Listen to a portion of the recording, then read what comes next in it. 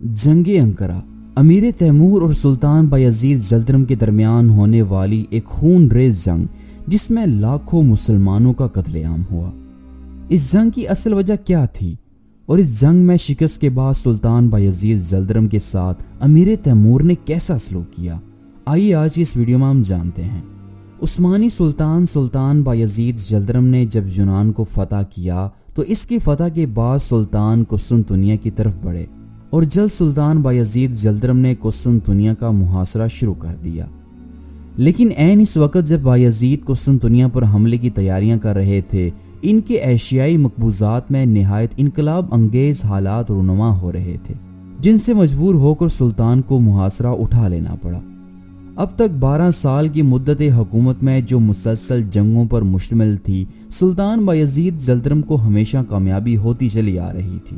سلطان نے ایشیائی کوچے کے ایک بڑے حصے جس میں مقدونیہ، شمالی بلغاریہ وغیرہ شامل تھے کو اپنی سلطنت میں شامل کر لیا تھا اور سلطنت بازنطینی، سرویا، ولاچیا، بوسنیا اور یونان کے بیشتر حصوں کو دولت عثمانیہ کا باج گزار بنا لیا تھا۔ نائکوپولس کی جنگ میں سلطان نے یورپ کی متحدہ اور بہترین افواج کو نہایت شرمناک شکست دے کر صلیبی اتحاد کی قوت کو پاش کر دیا تھا۔ اس وقت تک کسی جنگ میں انہیں ناکامی نہیں ہوئی تھی، لیکن آئندہ 2 سالوں میں جو کہ سلطان کی حکومت کے آخری سال تھے، سلطان کو انتہائی زبردست شکست اٹھانی پڑی اور ان کی تمام فتوحات پر پانی پھر گیا اور کچھ دنوں کے لیے سلطنت عثمانیہ کی عظمت خاک میں مل گئی۔ خود بایزید جلدرم کا خاتمہ بھی قید کی حالت اور بے کسی کے عالم میں ہوا۔ اس تباہی اور بربادی کا سبب وہ آویزش ہوئی جو بایزید اور تیمور کے درمیان ہوتی چلی آ رہی تھی۔ امیر تیمور کی سلطنت دیوار چین سے لے کر ایشیائے کوچہ کی سرحد تک اور بحر ارال سے دریائے گنگا اور خلیج فارس تک پھیلی ہوئی تھی۔ اس کی زندگی کے ابتدائی سال اپنے ہمسایہ تتاری امراء سے جنگ کرنے میں گزرے۔ 35 سال کی عمر میں اس نے سب کو زیر کر کے سمرقند کو اپنا پایہ تخت بنایا اور اس کے بعد فتوحات کا وہ سلسلہ شروع کیا کہ جس کی وسعت کے سامنے سکندر، سیزر، اٹیلا، چنگیز خان، چارلیمین اور نپولین کی سلطنتیں حقیر معلوم ہونے لگیں۔ امیر تیمور نے 35 سال سے کم مدت میں 35 مملکتیں فتح کر لی تھیں۔ جنگ نائکوپولس کے بعد بایزید کے بعض فوجی افسروں نے ایشیائی کوچہ کے مشرق میں فتوحات کا سلسلہ شروع کیا تھا۔ ادھر تیمور کی حکومت اس سے پہلے ہی جارجیا اور بحر کاسپین کے دوسرے مغربی ممالک میں قائم ہو چکی تھی۔ دونوں سلطنتوں کے ہم سرحد ہو جانے کی وجہ سے ان کے درمیان جلد یا بدیر تصادم کا واقعہ ہونا ہی تھا۔ تیمور کی سلطنت کے بعد بایزید ہی کی سلطنت دنیا کی سب سے زیادہ طاقتور ترین سلطنت تھی۔ بایزید اپنی سابقہ فتوحات کے نشے میں اتنا سرشار تھا کہ اس نے تیمور کی قوت کا صحیح اندازہ نہ کیا اور ایک ایسے فاتح کو غصہ دلایا کہ جس کے نام کی دہشت سے بڑے بڑے بادشاہوں کے تخت ہل جایا کرتے تھے۔ سرحدی جھگڑوں کے علاوہ آویزش کے اور بھی اسباب تھے، مثلاً ایک دوسرے کے باز گزار رئیسوں کو حملے کی دھمکی دینا اور ایک دوسرے کے باغیوں کو پناہ دینا۔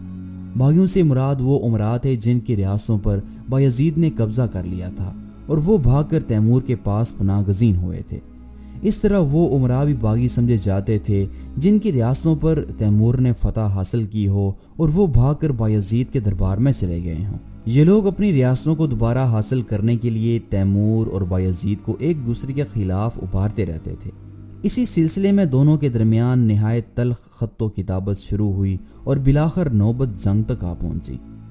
803 ہجری بمطابق 1400 عیسوی میں تیمور نے آرمینیا کی طرف سے عثمانی سرحد میں داخل ہو کر سیواس کا محاصرہ کر لیا، جو چند سال پہلے بایزید کے قبضے میں آیا تھا۔ اس شہر کی دیواریں نہایت مضبوط تھیں اور ترک دستے نے بایزید کے سب سے بڑے بیٹے ارطغرل کی سرکردگی میں اس کی مخالفت بھی ایسی جانبازی کے ساتھ کی تھی کہ تیمور کی 7-8 لاکھ کی فوج شروع میں کامیاب نہ ہو سکی، لیکن آخر میں تیمور نے ایک ایسی تدبیر اختیار کی جس کا جواب میسورین کے پاس نہ تھا۔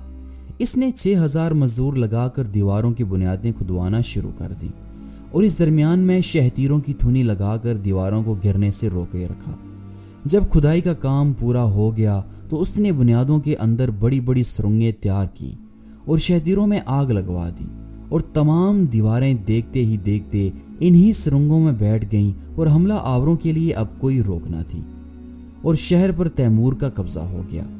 تیمور نے سیواس کے اس محافظ دستے سے دل کھول کر انتقام لیا۔ بایزید جلدرم اس وقت قسطنطنیہ کے محاصرے میں تھے۔ سیواس کے چھن جانے اور ارطغرل کے قتل کی خبر سن کر وہ فوراً وہاں سے روانہ ہوئے اور تیمور کے مقابلے کے لیے ایشیائے کوچک میں جا پہنچا، لیکن تیمور اس وقت میں شام اور مصر کی طرف روانہ ہو چکا تھا۔ 2 سال کے بعد امیر تیمور پھر واپس لوٹا اور سیواس پہنچنے کے بعد بایزید اور اس کے درمیان خط و کتابت دوبارہ شروع ہوئی، جو پہلے سے بھی زیادہ تلخ الفاظ پر مشتمل تھی۔ اس کا نتیجہ یہ ہوا کہ دونوں کے درمیان ایک فیصلہ کن جنگ ہوئی۔ بایزید جلدرم 1,20,000 فوج کے ساتھ تیمور کے مقابلے کے لیے سیواس کی طرف بڑھا، لیکن تیمور کی کثیر فوج جس کی تعداد 7-8 لاکھ کے درمیان بتائی جاتی ہے، سیواس کا میدان اس کے لیے تنگ تھا، اس لیے وہ بایزید کے پہنچنے سے پہلے ہی انگورا کی طرف روانہ ہو گیا اور وہاں پہنچ کر فوراً انگورا کا محاصرہ کر لیا۔ اسے یقین تھا کہ بایزید انگورا کو بچانے کی ضرور کوشش کرے گا، چنانچہ ایسا ہی ہوا اور محاصرے کی اطلاع پا کر بایزید نے بجائے سیواس جانے کے فی الفور انگورا کی طرف کوچ کر لیا۔ وہاں پہنچ کر اس نے دیکھا کہ تیمور شہر کے شمال مغربی جانب، جو کہ فوجی نقطہ نظر سے میدان کا بہترین حصہ تھا، اس میں وہ بایزید کا انتظار کر رہا تھا۔ تیمور بایزید کی قوت سے پوری طرح واقف تھا، اس لیے ہر ممکن طریقے سے وہ اسے کمزور کرنے کے ذرائع اختیار کر چکا تھا۔ بایزید کی فوج میں ایک بڑی تعداد تاتاریوں کی بھی تھی۔ تیمور کے خفیہ جاسوس بیس بدل کر عثمانی لشکر میں جاتے تھے اور ان تاتاریوں کو اندر اندر بایزید کے خلاف ابھارتے رہتے تھے، یہاں تک کہ وہ عین جنگ کی حالت میں بایزید کا ساتھ چھوڑ کر تیمور کے ساتھ جا ملے۔ انگورا کے میدان میں پہنچنے کے بعد بایزید ایک دن پوری فوج کو ساتھ لے کر شکار کے لیے روانہ ہو گیا۔ جس مقام پر یہ شکار طے پایا تھا وہاں پانی بہت کم تھا اور 5,000 عثمانی سپاہی پیاس کی شدت کی وجہ سے مارے گئے۔ جو زندہ بچے وہ بھی گرمی اور پیاس کی تکلیف سے تباہ حال تھے۔ بایزید جب شکار سے واپس آیا تو اس نے دیکھا کہ اس کی لشکر گاہ پر تیمور کا قبضہ ہے اور جس چشمے سے عثمانی فوج پانی لے سکتی تھی اس کا رخ بھی تاتاریوں نے پھیر دیا ہے، جس کی وجہ سے پانی بہت کم دستیاب ہو رہا تھا۔ اب جنگ کے سوا بایزید کے پاس اور کوئی چارہ نہ تھا، چنانچہ 20 جولائی 1402 عیسوی کو وہ فیصلہ کن مارکا پیش آیا جس نے تیمور کی شہرت و عظمت کو حیات ابدی بخشی اور بایزید کی ذلت و رسوائی کو ہمیشہ کے لیے تاریخ کا حصہ بنا دیا۔ یہ جنگ فجر سے قبل شروع ہو گئی تھی اور غروب آفتاب کے بعد تک جاری رہی۔ اس روز سلطان بایزید جلدرم نے سپاہ گیری اور سپاہ سالاری کے جوہر خوب دکھائے۔ اس کی خاص فوج نے بھی غیر معمولی شجاعت سے کام لیا اور نہایت جانبازی کے ساتھ تاتاریوں کا مقابلہ کرتی رہی، لیکن تیمور کی فوجی قابلیت اور اس کی فوج کی کثرت کے سامنے بایزید کی ساری کوششیں بیکار نظر آنے لگیں۔ اس کے علاوہ سب سے زیادہ نقصان اسے خود اپنے سپاہیوں سے پہنچا۔ اس کی فوج کے تاتاری دستے پہلے ہی تیمور کی فوج کے ساتھ جا ملے تھے، البتہ اسٹیفن لازار اپنے سروی دستوں کے ساتھ وفاداری اور جانبازی کا حق ادا کرتا رہا، لیکن لڑائی ختم ہونے سے قبل وہ بھی راہ فرار اختیار کر چکا تھا۔ اب سلطان بایزید جلدرم کے پاس صرف 10,000 ینیچری کے ساتھ میدان میں رہ جانے کے اور کوئی چارہ نہ تھا۔ اس مختصر فوج نے 7-8 لاکھ تاتاریوں کے مقابلے میں جیسی حیرت انگیز شجاعت کا ثبوت دیا، اس کی مثال خود ینیچری کی تاریخ میں کم نظر آتی ہے، لیکن آخرکار گرمی اور پیاس کی شدت نے ان کے بازو کمزور کر دیے اور تاتاریوں کی کثرت غالب رہی۔ بایزید کے بعض افسروں نے لڑائی کی حالت دے کر چند گھنٹے پہلے اسے میدان جنگ چھوڑنے کی رائے دی تھی، لیکن اس نے اس مشورے کو حقارت کے ساتھ ٹھکرا دیا تھا۔ اب جبکہ وقت نکل چکا تھا اور بایزید نے بھاگنے کی کوشش کی، مگر محمود خان چغتائی نے تعاقب کر کے اسے گرفتار کر لیا۔ آل تیمور کا مورخ شرف الدین علی بیان کرتا ہے کہ جب بایزید قیدی کی حیثیت سے 10 بستہ تیمور کے سامنے لایا گیا تو تیمور نے بڑھ کر اس کا استقبال کیا اور اس کے ہاتھ کھلوا کر عزت و احترام کے ساتھ اپنے قریب بٹھایا اور پھر اس کی حالت پر افسوس اور ہمدردی کا اظہار کرتے ہوئے کہنے لگا، اگرچہ احوال عالم تمام تر خداوند تعالیٰ کے ارادہ و قدرت کے مطابق پیش آتے ہیں اور کسی دوسرے کو حقیقتاً کوئی اختیار و اقتدار حاصل نہیں، تاہم انصاف اور حق یہ ہے کہ تم پر جو مصیبت آئی ہے وہ خود تمہاری لائی ہوئی ہے۔ تم نے بارہا اپنی حد سے قدم باہر رکھا اور بالآخر مجھے انتقام پر مجبور کیا، لیکن پھر بھی تم چونکہ اس دیار غیر میں کفار سے جہاد کر رہے تھے، میں نے بہت کچھ تحمل کیا اور ان حالات میں جو فرض ایک خیر اندیش مسلمان کا تھا اسے بجا لایا۔ میری تمام تر کوشش تھی کہ تم اطمینان و قوت کے ساتھ جہاد میں مشغول رہو اور دیار اسلام کے اطراف و اکناف سے بے دینیوں کا خاتمہ کرو۔ سلطان بایزید نے انفال کے ساتھ اپنی غلطی کا اعتراف کیا اور آئندہ کے لیے اطاعت کا وعدہ بھی کیا۔ امیر تیمور نے اسے شہنشاہی خلعت پیش کی اور اس کی خواہش پر شہزادہ مصطفیٰ بھی جو قید میں تھا آزاد کر کے اس کے پاس بھیج دیا، اور تیمور نے ان کے رہنے کے لیے اپنے خیمے کے قریب ایک عالی شان خیمہ نصب کرایا اور بعض عالی امراء کو ان کی خدمت میں مامور کیا۔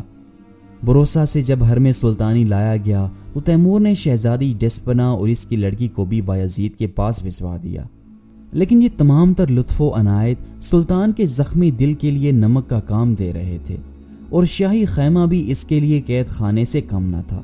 اپنی سابق عظمت و ستوت کی یاد اسے کسی لمحہ چین نہیں لینے دے رہی تھی۔ اضطراب یہاں تک پہنچا کہ اس نے آخر کار بھاگنے کا ارادہ کیا، لیکن اس کی کوشش کی اطلاع تیمور کو ہو گئی۔ نتیجہ یہ ہوا کہ اب اس کی نگرانی سختی کے ساتھ کی جانے لگی۔ تتاری لشکر جب ایک مقام سے دوسرے مقام کو کوچ کرتا تو تیمور بایزید کو بھی اپنے ساتھ لے جاتا، لیکن تشہیر سے بچنے کے لیے بایزید ایک پالکی میں سفر کرتا تھا جس پر پردہ پڑا رہتا تھا۔ اس پالکی میں لوہے کی جالی کا کام تھا، جس کی وجہ سے مشہور ہو گیا کہ تیمور قیدی سلطان کو لوہے کے پنجرے میں قید رکھتا ہے۔ بہرحال تیمور کے دل و دماغ میں اپنی رسوائی اور قید ہونے کا اثر ہو چکا تھا، اور وہ زیادہ دیر تک اس ذلت کو برداشت نہ کر سکا، اور صرف 8 مہینے کے بعد امیر تیمور کی قید میں عثمانی سلطان بایزید جلدرم کا انتقال ہو چکا تھا۔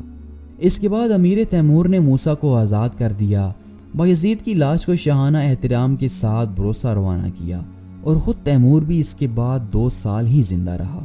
جنگ انگورہ نے صرف بایزید کی زندگی کا خاتمہ نہیں کیا، بلکہ ایسا معلوم ہوتا تھا کہ سلطنت عثمانیہ بھی نیست و نابود ہو چکی ہے۔ تیمور نے ان تمام تر ترک امیروں کو جن کی ریاستیں سلطنت عثمانیہ میں شامل کر لی گئی تھیں، پھر ان کی حکومتوں پر انہیں برقرار کر دیا، اور ایشیائے کوچک کا کوئی علاقہ آل عثمان کے ہاتھ میں باقی نہ رہا۔